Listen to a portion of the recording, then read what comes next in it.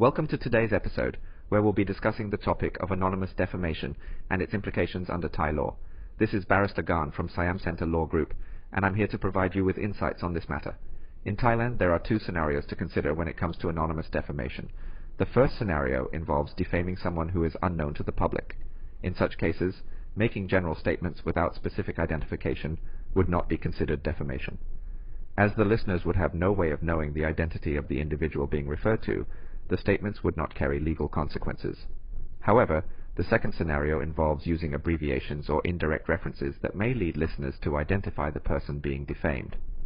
In these instances, whether defamation has occurred depends on whether the general public, upon hearing the statement, would immediately recognize and associate it with a specific individual.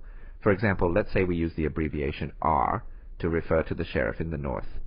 If the listeners can readily identify who R refers to, then it could potentially be considered defamation. The determining factor here is the immediate recognition by the general public.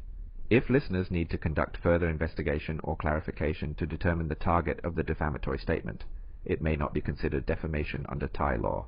It's crucial to note that the evaluation of defamation is based on the perception and understanding of the general public, rather than solely relying on the feelings of the victim. If the statement leads to immediate identification by the general public, it could potentially be deemed defamatory.